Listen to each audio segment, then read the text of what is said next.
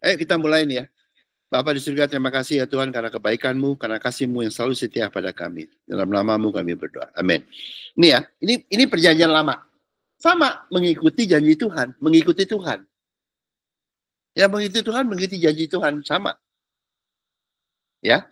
Nih, Joshua ya, mau masuk memimpin Israel masuk ke tanah perjanjian. Tanah perjanjian, tanah janji Tuhan. Tempat. Kerajaan surga kalau sekarang gitu loh. Waktu itu belum. Ya. Tapi janji Tuhan. Jadi Yosua bangun pagi-pagi, lalu ia dan semua orang Israel berangkat dari Sitim dan sampai mereka ke Sungai Yordan. Ada Sungai Yordan, pemisahnya. Bermalam mereka di sana sebelum menyeberang. Tuh, nyebrang. Plak gitu loh. Luar, masuk.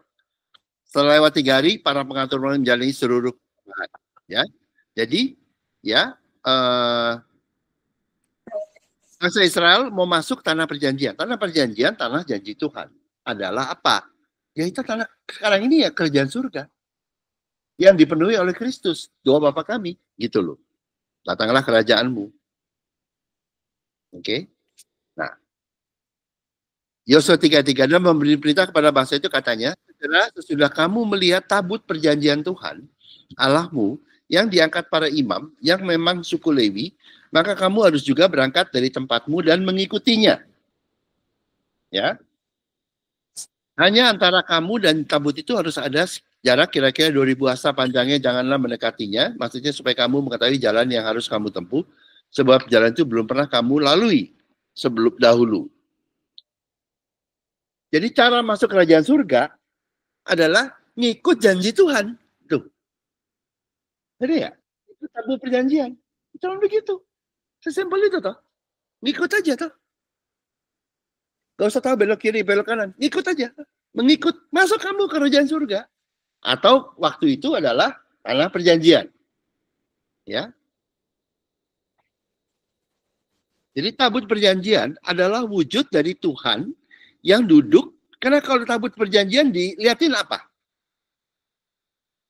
Pada ada cherubim. Tengahnya kan mersisit atau tutup pendamaian. Mersisit, toh? Mersisit berarti wujud Tuhan. Jadi tutup pendamaian, mersisit. Singgasana tata karunia atau kasih Tuhan. Jadi sifatnya Tuhan di situ.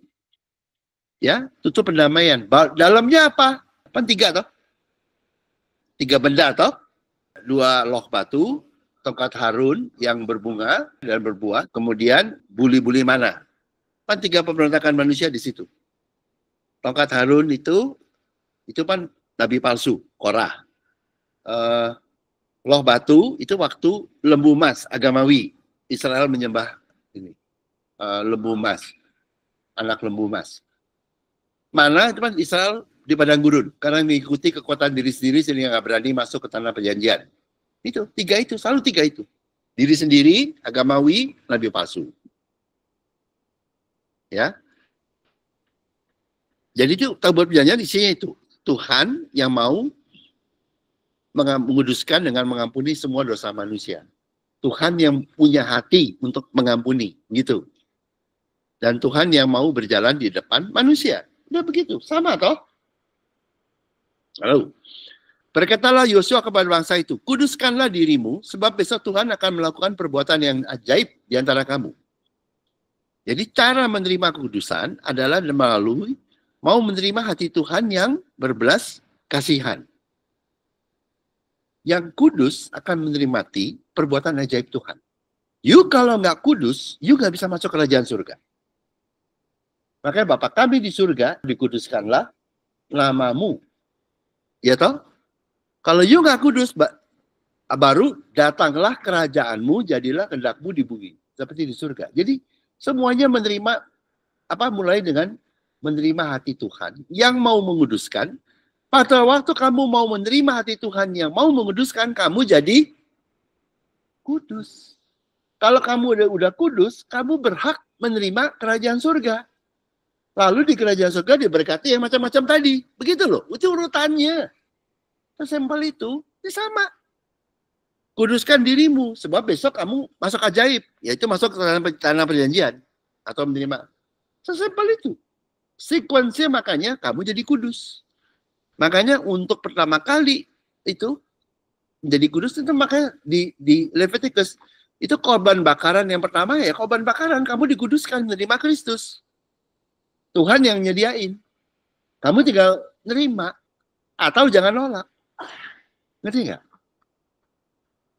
Menerima kekudusan dari Tuhan. Makanya saya bilang, kalau di Calvin, dibilangnya Tuhan pilih kamu selamat. Ditentukan sebelum kamu dijadikan. Nggak ada. Hah? Kalau Tuhan begitu, namanya Tuhan pilih kasih. Tahu nggak? Melanggar hukum Taurat. Nggak boleh hukum Taurat pilih kasih. Kalau di Arminius Pentakostal, mesti percaya. Karena itu bisa percaya, dapat. Dan kalau nggak percaya, hilang lagi. Berarti bukan yang kekal. Dua-duanya teologi dari seluruh gereja di dunia itu cuma dua teologi itu terutama. Dua-duanya melanggar. Yohanes 3 ayat 16 itu yang dari keselamatan dari menurut Alkitab. Doktrin keselamatan satu kalimat. Karena begitu besar kasih Allah kepada dunia sehingga dikaruniakannya anaknya yang tunggal. Jadi sebetulnya gimana? Hati Tuhan mengasihi toh, begitu besar kasih Allah kepada dunia. Dasarnya apa? Hati Tuhan. Sehingga hati Tuhan tadi membuat Tuhan mengirimkan anaknya yang tunggal. Kalau lu nggak tolak ya lu dapat. Kalau lu tolak melalui doa kecil dia lu ya lu tolak lah gitu aja. Kalau kamu terima sehingga barang siapa yang percaya, kamu akan jadi percaya. Mengecap lalu melihat. Akan tidak binasa tetapi beroleh hidup yang kekal. Benar nggak? Nggak ada kehilangan keselamatan, mana ada kekal. The day ini. Jadi doktrin itu semua ditesnya sama yang Alkitab. Kacau semua. Tutup aja tuh semua sekolah teologi. Dasar keselamatannya aja nggak bisa kok. Benar nggak? Kalau saya bilang, sinodenya tutup sekalian. Dasarnya itu kok. Even keselamatan aja nggak ngerti. Ya gila nggak? Keselamatan aja nggak ngerti. Dasarnya itu semua loh. Sinode dasarnya itu. Gue bilang gila nggak dunia? Oh blind. Makanya dia bilang, jika mata itu gelap, wah, badan itu gelap, luar biasa gelapnya. Kan begitu tuh. Ada ayatnya tuh, tahu nggak? You tahu nggak hari ini? Sinode doktrin keselamatan aja kacau. Kalau gue bilang, kalau tanya gue apa nggak malu ya bubarin aja dirimu tuh. Oh doktrin keselamatannya nggak bisa tuh. Lu jualan apa? Atau kasih tahu yang apa yang benar? Padahal lu tulis tuh, Yohanes 3 ayat 16. Karena begitu besar kasih Allah kepada dunia. Tuh. Kan hati Tuhan tuh yang mengasihi. Sehingga dikaruniakannya anak yang tunggal. Kepada siapa? All, bukan kepada selektif. Siapa bilang kepada orang tertentu? Baca ya, baca pakai bahasa Indonesia anak SD. Karena begitu besar kasih Allah kepada siapa? Dunia. Sehingga dikaruniakannya anaknya yang tunggal. Pada siapa? Dunia. Tinggal nerima. Sehingga barang siapa yang percaya, tidak percaya menerima sebenarnya atau menerima membuat kamu jadi percaya. Tidak binasa tetapi beroleh hidup yang kekal. Titik udah banget. Bikinin doktrin keselamatan menurut Lutheran, doktrin keselamatan menurut Calvin, doktrin keselamatan menurut gue bilangin menurut Arminius, gue bilang gue bakar semua tuh buku. Tapi nanti kerjanya malaikat loh. Hah? Gila nggak? Udah ditulis di logos lu, ditulis lu. Bikin lagi tuh. Semuanya kena. Seluruh sinode kena.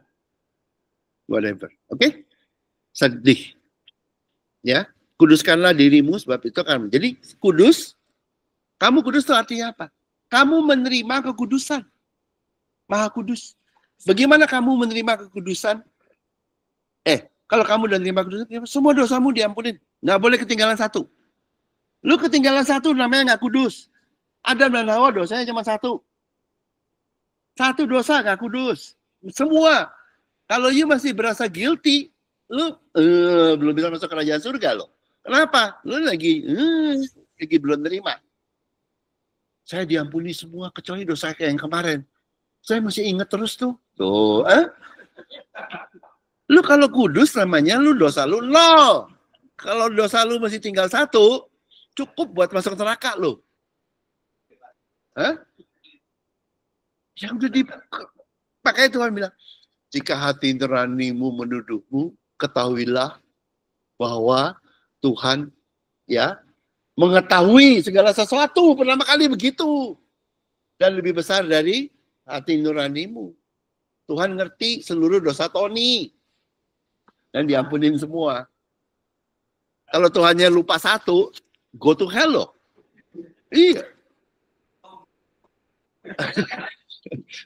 Dia bilang, Tuhan mengetahui segala sesuatu. Artinya mengetahui segala sesuatu apa? Gua tahu dosa lu semua loh. Yang lu aja gak tahu. Tapi Tuhan lebih besar. Kenapa gua ampunin? Lu ketinggalan 1, go to hell loh. Tapi dia bilang, no. Tuhan bilang, enggak. Tuhan mengetahui, maha tahu. Semua dosa lu gua tahu. Semua gua ampunin. Tuh. Ya, baru bisa menerima masuk kerajaan surga.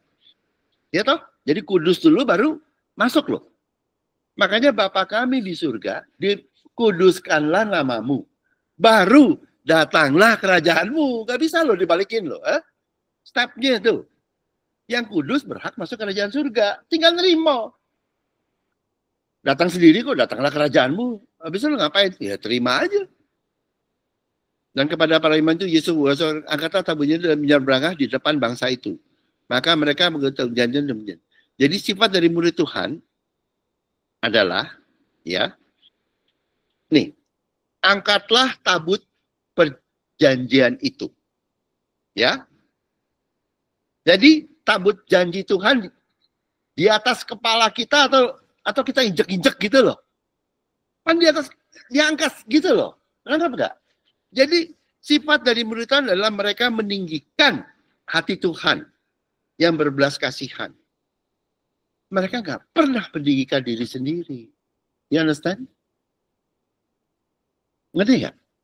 Makanya Paulus siapa, Apolos siapa. Lu tahu kalau pendeta lu udah ngomongnya gitu ya. Dia KKR. Dia begini begitu, meninggikan diri sendiri. Berarti bukan janji Tuhan yang ditinggikan. Ngerti nggak? Kebayang nggak lu? Angkatlah tabut perjanjian itu. Tuh, diangkat toh. Angkatlah janji Tuhan. Tuh, di atas toh. Tuh. Itu perjanjian lama tuh kayak begitu. Iya bisa bayangin. Jadi janji Tuhan yang ditinggikan. Bukan prestasi diri sendiri. You understand? Kemudian nyebrang di depan bangsa itu. Nah, yang bisa menyeberang, memimpin di depan dan di depan bangsa dan memimpin itu adalah murid Tuhan karena mereka tidak meninggikan diri sendiri. Jadi karena mereka meninggikan Tuhan, mereka dapat memimpin orang lain untuk juga masuk ke kerajaan surga. Pada waktu aku ditinggikan, aku akan menarik semua orang kepadaku. Ngerti nggak? Kan tinggikan dong. Karena itu bisa memimpin. Atau Tuhan kirim orang lain untuk dipimpin. Tuh, itu sebetulnya. Kebayang nggak? Kalau ini di perjanjian lama ya, itu lebih gampang. Dia bisa bayangin gitu loh. Dan Tuhan berfirman pada Yosua, pada hari inilah aku mulai membesarkan namamu di mata seluruh orang Israel. Supaya mereka tahu bahwa seperti dahulu aku menyertai Musa, demikianlah aku akan menyertai engkau. Ya. Maka kau perintahkanlah kepada para imam mengikat tabut perjanjian itu. Demikian setelah kamu sampai di tepi air sungai Yordan, haruslah kamu tetap berdiri di sungai Yordan itu. Jadi Tuhan jadi Tuhan. Karena kau meninggikan, ya, janji Tuhan, kehendak Tuhan, seterusnya seperti itu, aku akan besarkan namamu. Murid Tuhan namanya akan besar sekali. Ya toh? Yang paling kecil di kerajaan surga lebih besar dari Yohanes toh, Pembaptis. Dan dari semua anak yang dilahirkan oleh perempuan, Yohanes Pembaptis adalah yang paling besar dari yang semua di perjanjian lama. Itu. Jadi Tuhan akan bahasakan karena seperti ini. Dan melalui murid Tuhan akan menikmati dan melihat perbuatan ajaib Tuhan. Ya. Oke. Lalu berkatalah Yosua kepada bangsa, datanglah dekat dan dengarkan firman Tuhan Allahmu. Lagi kata Yosua, pada hari inilah kamu ketahui bahwa Allah yang hidup akan ada di tengah-tengah kamu, dan bahwa sungguh-sungguh akan dihalaunya orang Kanaan, orang Het, orang Hewi, orang Feris, orang Gigasi, orang Amori, dan orang dari depan kamu. Sesungguhnya tabur perjanjian Tuhan semesta bumi berjalan menyeberangi kamu masuk ke sungai Yordan. Kehendak Tuhan adalah untuk memberikan kemenangan bagi mereka yang mau meninggikan hati Tuhan, toh. Dengan cara Tuhan sendiri yang perang. Makanya tabut perjanjian tuh loh, kayak di film tuh gak pernah kalah gitu loh. Yang tabut perjanjian siapa? Ya kamu, Kamu isinya tabut perjanjian hati Tuhan. Karena tabut perjanjian mana? Ya kamu. Ya toh. Gak pernah kalah. Karena Tuhan sendiri yang perang. Kan di depan. Menghalau para musuh mereka. You tahu nggak? Maksudnya orang Het, orang Hewi, orang Feris, orang Amori, orang Yebus itu apa? Semuanya agamawi. Kanaan polygods. Kanaan itu dewa-dewa. Menolak Tuhan. Itu halaunya orang Kanaan. Jadi agamawi. Semuanya very agamawi. You tahu nggak sekarang ini nih, yang ditinggiin sama gereja-gereja Pentakosta itu Israel, lo tau nggak? Orang Israel kalau dicek itu dilarang untuk mengecek DNA. Dan kalau dicek orang Israel bukan orang Yahudi, tau nggak? Askenazi, kecil. Kalau dicek orang Palestina darah Yahudinya lebih banyak, tau nggak? Karena dia nggak pindah-pindah. Baru tahu nggak? Bilangin Niko. Gua kasih tahu lu. Orang Askenazi, Jerman makanya putih-putih. Sejak kapan orang Timur Tengah putih? Lu kira orang Norway ya? Jerman.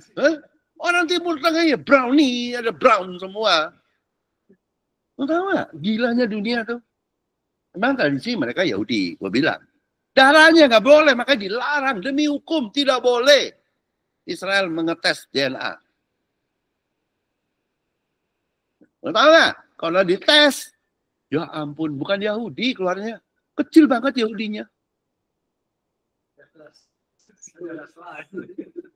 Jerman, gedenya Jerman, makanya putih-putih.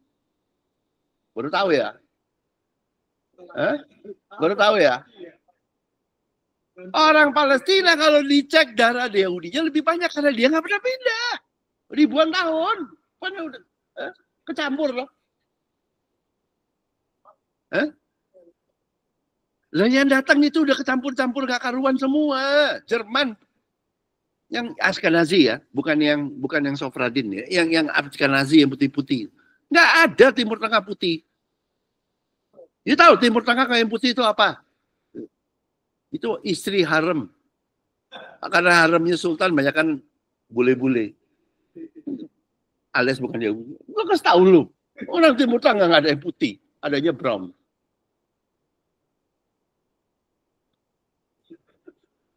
Udah yang putih bohong. Gue kasih tahu lu.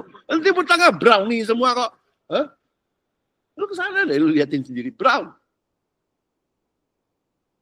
Udahlah. Dunia tuh. Agamawi itu.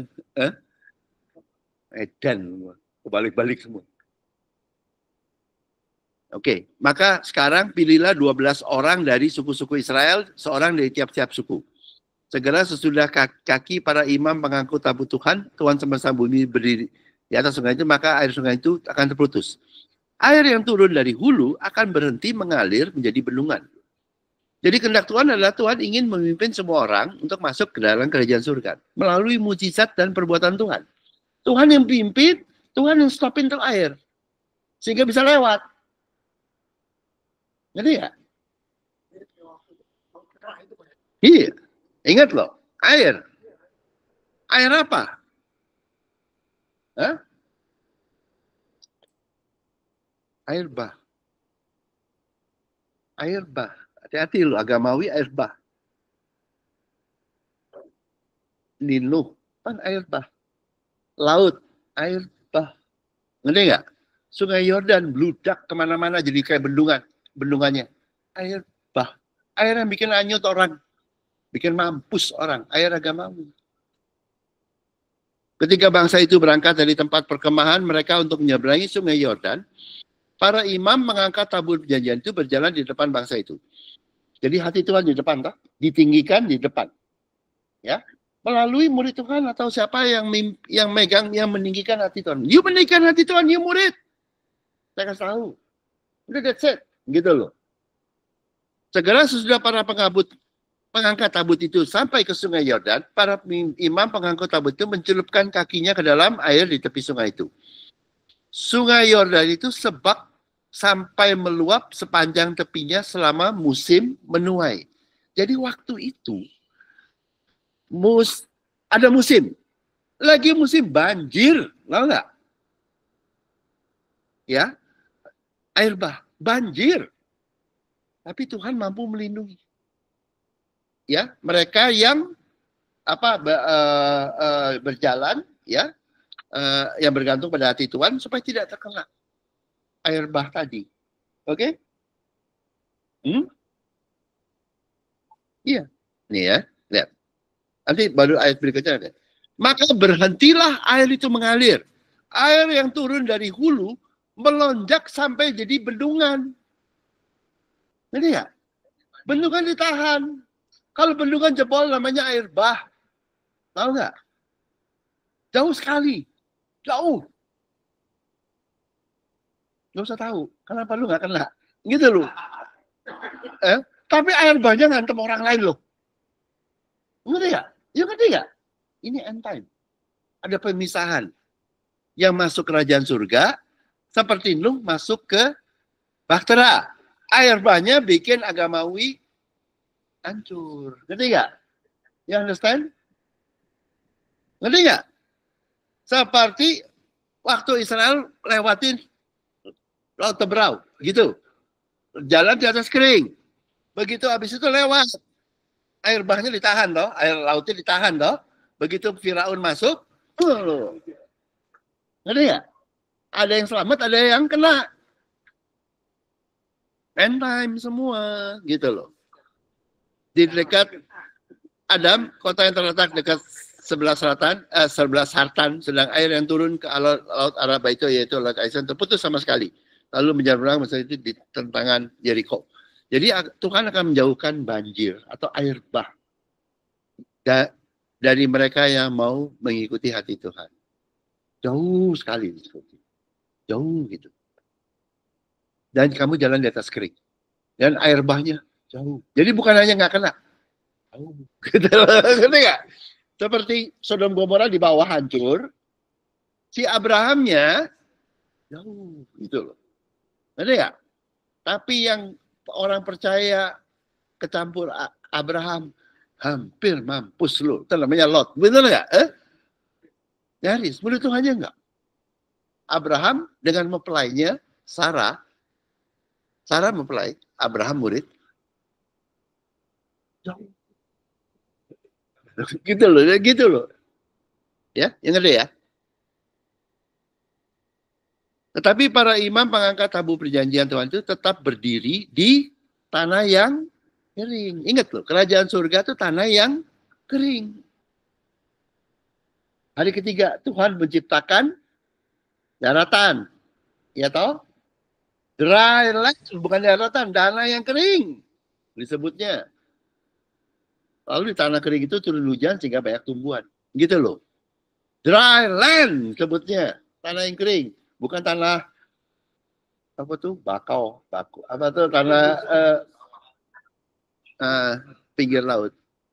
Di tengah-tengah sungai Yordan. Sedang seluruh bangsa Israel menyeberang di atas tanah yang kering. Tuh, 2 kali tuh. Supaya kalau bahasanya supaya jelas, 2 kali tanah yang kering. Seperti hari ketiga. Ngerti ya? Sampai seluruh bangsa itu selesai menyeberangi sungai Yordan. Ya, jadi ngerti nggak? Selalu ya. Hari kedua Tuhan menciptakan cakrawala untuk memisahkan ya air yang di atas dari air yang di bawah. Air yang di bawah air laut disebutnya. Bawah toh. Air bah, air laut. Gitu loh. Bisa mampus gitu, asin. Dan kemudian hari ketiga Tuhan menciptakan tanah yang kering kayak pulau, di atasnya air laut. Ya toh? Makanya dia kering. Kalau dia di bawah air laut ya tenggelam gitu ya, basah. Di atas air laut, kerajaan surga selalu di atas.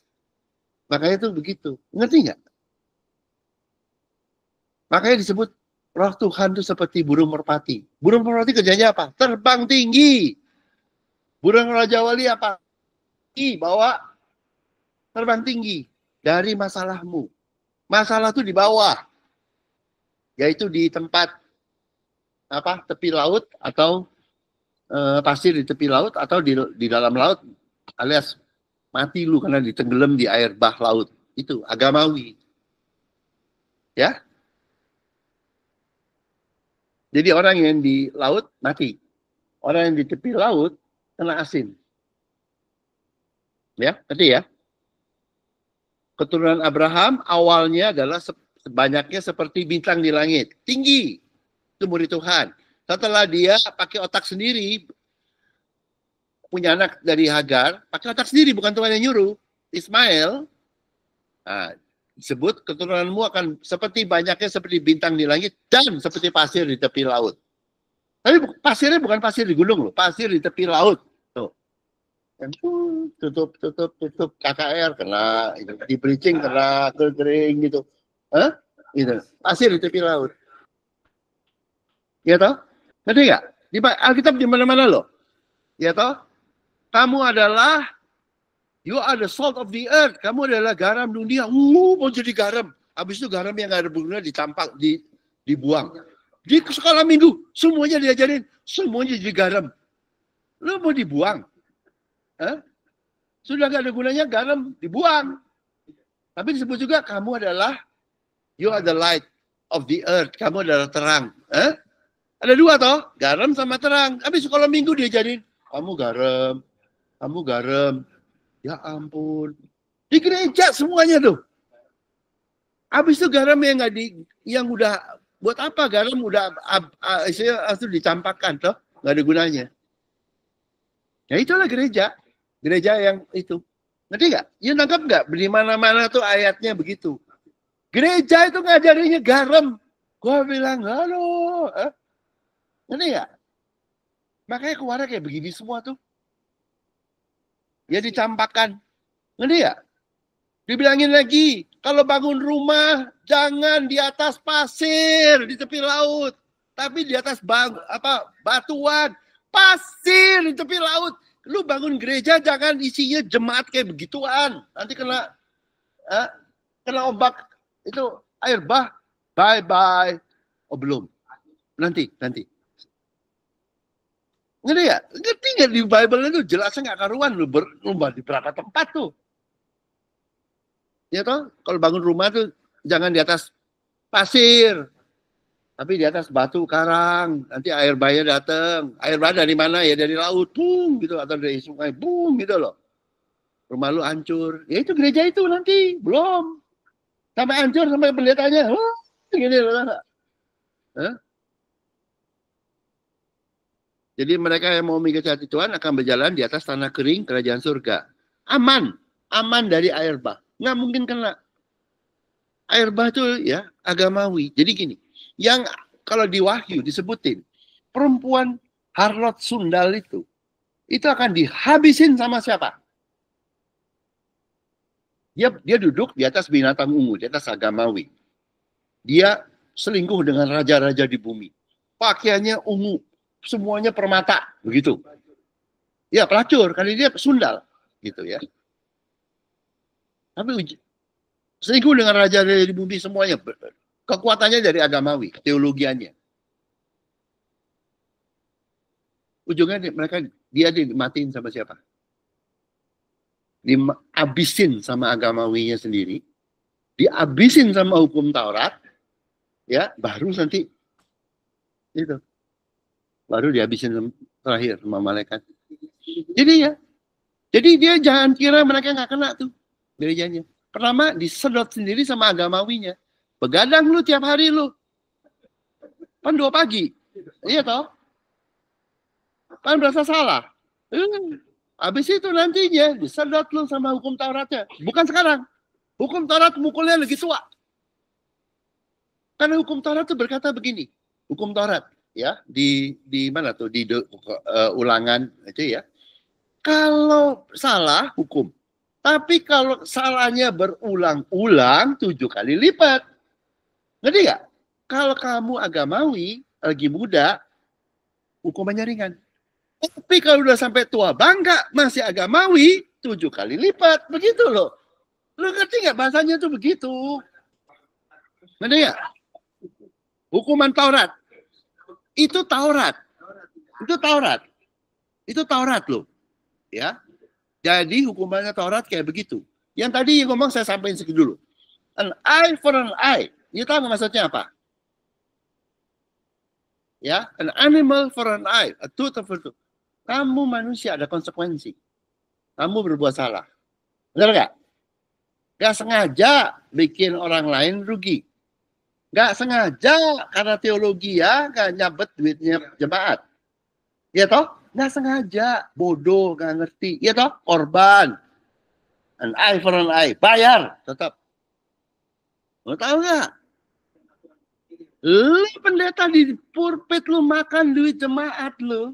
Oh nggak sengaja. Karena saya sekolah. Nggak ngerti. Saya bodoh. Saya teologi nggak ngerti. Lu kantongin begini. An eye for an eye. Bayar lu.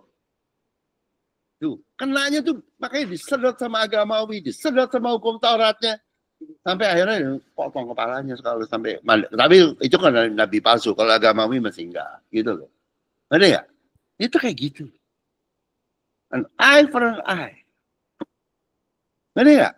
Yang ngerti nggak? Yang paling banyak utang tuh yang pendeta di atas itu. Lu nyakitin orang banyak nggak? Tapi kita manusia juga begitu. Kecuali murid Tuhan. Nanti gue ceritain. Lain. Lu beda. Bumi langit. Ngerti ya? Makanya ya, ampunilah hutang kami. Ya, sekarang jadi kesalahan. Sebenarnya aslinya hutang kami. Ya kesalahan ya bolehlah. Tapi tetap seperti kami sudah mengampuni orang yang berhutang pada kami. Itu bukan hitung-hitungan sama Tuhan. Orang yang berhutang pada kami. Orang lain, iya toh? Yang berhutang pada kami. Bukan Tuhan loh. Jadi ayat itu berkata urusan manusia dengan manusia.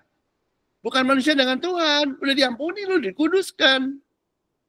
Jadi yang di pulpit yang makan duit, dia pikir, gua bodoh, gua gak ngerti makan. Tuhan di mata Taurat, di mata Tuhan. Lu utang lu. Karena kenapa? Lu gak ada hak lu ambil. Lu bikin salah dia. Gak sengaja Tuhan. Oh tetap bayar. Gak sengaja, iya gak sengaja bayar juga. Tuh, nanti 2 minggu lagi. Jangan sekarang ya. Gue kasih tahu lu itu bukannya oh Tuhan sudah ampuni saya sudah ini saya selamat. Iya betul lu selamat. Tapi lu mesti utang. Ya. Ya. Udahlah. Kalau banyakkan utang kan miskin toh. Ya, jadi understand. Makanya Tuhan mesti beresin dulu. Kalau nggak bisa kaya lu. Kecuali lu makan duitnya orang kaya. Apa? Minta ampun berarti Tuhan yang bisa nolong toh. Tuhan yang bisa nolong. Kalau enggak lu nggak bisa. Enggak, bukan selesai. Bukan selesai. Lu utang, mesti bayar. Makanya gue bilang, aduh gue banyak sial, gue begini, gue ini. Heh, lu utang ya bayar lu. Bukan sial. Gak ada pemutihan di hukum Taurat. Gak ada. Udahlah itu nanti. Jadi inilah pimpinan Tuhan ke Yosua. Cara masuk ke tanah perjanjian, kerajaan surga adalah dengan mengikuti tabut perjanjian, hati Tuhan. Tabut perjanjian adalah wujud dari Tuhan yang duduk di Takhta tutup pendamaian atau mercy seat. Yaitu Tuhan yang mau menguduskan. Mercy seat. Tutup pendamaian. Tuhan yang mau damai, ampunin semua. Gitu loh. Itu loh. You mesti ngerti hati Tuhan. You tanpa itu nggak bisa masuk kerjaan surga loh. Bukannya, aduh, saya masih berasa salah. Kalau masih berasa salah, berarti lu lagi menolak hati Tuhan yang bilang gua ampuni semua dosamu. Iya toh? Dengan mengerti semua dosa manusia. Jadi kalau saya mesti berasa salah, kecilin itu bukannya humble. Itu namanya menyangkal. Tahu nggak? Hati Tuhan yang mau mengampuni semua dosamu. Hari ketujuh, Tuhan memberkati dan menguduskan hari ketujuh. Semua orang, sebelum lahir. Dan Tuhan yang mau berjalan di depan manusia. Cara menerima kekudusan adalah melalui mau menerima hati Tuhan yang berbelas kasihan. Yang kudus akan menikmati perbuatan ajaib Tuhan. Perbuatan ajaib Tuhan adalah kamu macam-macam. Nggak kena air bah dan masuk tanah perjanjian. Atau menerima kerajaan surga. Itu ajaib Tuhan. Ya, sifat dari murid Tuhan adalah ya ini meninggikan hati Tuhan yang berbelas kasihan. Ya, makanya beda. Selalu begitu. Makanya Apolos siapa, Paulus siapa, nggak pernah. Gak ada ai-ainya itu nggak ada. Yang hebat hati Tuhan gitu loh ya. Mereka tidak meninggikan diri sendiri karena mereka meninggikan Tuhan. Mereka dapat memimpin orang lain untuk juga masuk kerajaan surga. Karena meninggikan Tuhan. Dan janji Tuhan, pada waktu aku didirikan, aku akan menarik banyak orang kepadaku. Ya, masuk bareng-bareng. Ya, Tuhan akan membesarkan nama murid Tuhan. Dengan cara mereka akan menikmati dan melihat perbuatan ajaib Tuhan. Jadi mereka akan nikmati dan taste and see, gitu loh, akan melihat. Kehendak Tuhan adalah untuk memberikan kemenangan kepada mereka yang mau meninggikan hati Tuhan. Nih, ya toh? Ini mana tadi nih? Taste and see. Kecaplah dan lihatlah bahwa Tuhan itu baik. Belum selesai ayatnya. Berbahagialah orang yang berlindung padanya. Tuh. Ya toh, udah aja kan gitu toh. Sama toh. Ya, untuk berikan kemenangan itu sama. Di perjanjian lama juga begitu. Dengan cara Tuhan yang menghadapi musuh mereka. Ya, kehendak Tuhan adalah Tuhan ingin memimpin semua orang masuk kerajaan surga. Meskipun musim banjir air bah, dunianya parah. Don't worry kalau you murid Tuhan. Ya, Tuhan mampu melindungi mereka yang bergantung pada supaya tidak terkena air bah. Air bah itu yang tadi. Jadi situasi lingkungan tuh parah, lu anyut gitu loh. Di ini. Nggak, lu nggak kena. Tuhan akan menjauhkan banjir air bah dari mereka yang mau mengikuti. Bahkan disebutnya jauh sekali gitu. Ngerti nggak? Kalau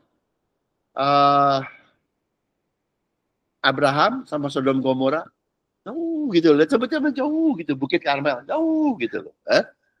Ngelihat tapi jauh. Jadi lu tahu, lu sadar, tapi jauh. Gitu. Nggak kena. Gitu.